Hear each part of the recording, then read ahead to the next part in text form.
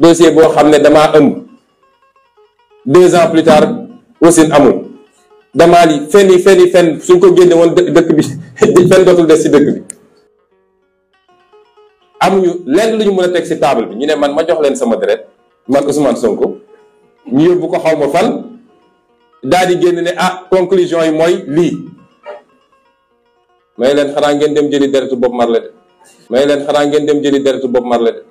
may leen xanaa ngeen dem jëli deretu Bob Marley de sama deret man mii ilaa yow mi di du ngeen ci jot sama tuflit sax du ngeen ci jot waxuma laa sama deret parce que ñàkk mu ful la ba foofu su dee dossier bi yépp loolu moo ci des jox ñu sa deret ñu dem daje ak xaw ma kan yóbbu ko ay France ak fu kenn xamul ñëw ne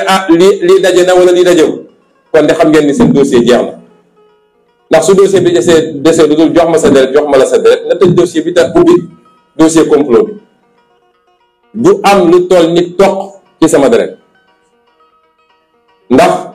benn su dossier bi sax doon dossier bu évident amul lenn lu ma tënk ci loi Sénégal pour ma joxe sama deret loi dafa ne nit parce que loolu du preuve bu mat moo tax loi imposé wu ko nit dafa ne nit ki su ko neexee mu joxe deretam su ko neexee du joxe dossier boo xam ne damaa ëmb 2 ans plus tard wasin amul damaa li fenn suñ ko génne woon dëkk bi fenn dootul des ci dëkk bi nga naan nit ki jox ma sa deret ma ne doyen des juges sa juróom fukki xel bu mu xalaat ma jox la sa deret ma jox la sama deret comploteurs yi su dee nee nañ dañoo def prélèvement fan la prélèvement bi dem Abdou Mbengue moo ko yor ak Bassirou Gueye ñoom ñu doon complot yor seen prélèvement mën ko substituer lu leen neex mun def lu leen neex ñu ne ma jox ma ba ñu defee dañu yóbbu benn clinique kooku ne leen mënuma def analyse yi parce que jamono ji amuñu produit yi loolu yëpp mu ngi ci dossier bi ñu wëlbatikuwaat dem wëri beneen docteur bu jigéen kooku ne leen dinaa ko mën a def de waaye il faut ma yónnee ko fu ñu koy defee te ensuite suñu amul luñ koy comparer mënuñu dem fenn man ñàkk naa fulla ba jël sama deret naan maa ngi koy jox Serigne Bassirou Gueye ak Abdou Mbengue ak doyen des juges ak xawma kan may leen loolu du am dossier bi foofu la jeexee jox ma sa deret du ma la jox sa deret sama deret dossier ba jeex na kon ñaareelu laaj bi ma laaj mooy ndax seq nga ak ndaw si dara ma ne ko je ne te permets pas nga poser ma cette question que ce soit la dernière fois du ma ko nangu ndax sama dignité ak sama intimité ci dossier complot bu mel nii mayuma kenn mu ciy wax man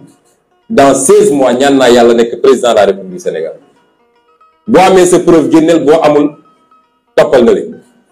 ñetteel bi mooy ndax reconnaître nga dem nga fa ak yan date nga fa dem ma ne ko sëñ bi man du ma toog ci mbedd mi fu ma dugg daal di bind date bi dugg naa fi daan naa fa dem moom wax naa ko ñëpp dégg ko waaye ban date la ak ban date ak ban heure jàpp ma ko ñetti questions yi da la ma doyen des juges posé amul beneen ñetti question la ma posé amul beneen la ca des yëpp mooy li ma wax man te mu feeñ te muy ay preuve yu leer yu mu paree ñetti questions yi la pare ci affaire bi moom bi procureur jëlee kàddu ne day laaj may laaj Sénégalais yi parquet bu bokk ci complot bi est-ce que man war naa toog di tontu ay questions lu ne fàng parce que administration continuité la c'est le même parquet ñoom tey ñooy def poursuite yi sur la base de ce que Bassirou Gueye a laissé ici moo tax dossier bi juge bu jaaree yoon bu matee juge bés bi ma déglu lendemain la wala clôturer dossier bi def classement sans suite parce que amul dossier et il le sait da ca des yëpp wax yaakaar ni mën nga yàq deru nit tey laa gën a siiw ci Sénégalais yi tey laa gën a dëgër tey laa gën a am ndax bi ñu commencé wax ba léegi su ma génnoon fi ngeen gis de te ñaari élection jaar na fi te gis ngeen samay campagne kon ñi ngi sant yàlla kon échec total la. dégg naa nag ñu wax ci lu bëri nee nañu dama doon menacer juge bi man menacé wu ma juge bi de juge bi dama ko wax li ma ko wax dama ko ne Sénégalais dootuñu nangu réew mi di tàkk ci benn acte boo xam ne benn magistrat moo koy posé parce que nag moomu leen nit ñi de moomu leen nit ñi de doxal leen yoon wax droit jàmm ne ñooy lu ko may nag su ngeen taalee réew mi du ngeen ci mucc loolu nag maa ko wax te am naa sañ-sañ parce que nag dafa doy ñaari bakkan yi fi mujj rot su juge cour suprême defoon liggéeyam xam ni arrêté bi préfet bi jël arrêté bu illégal la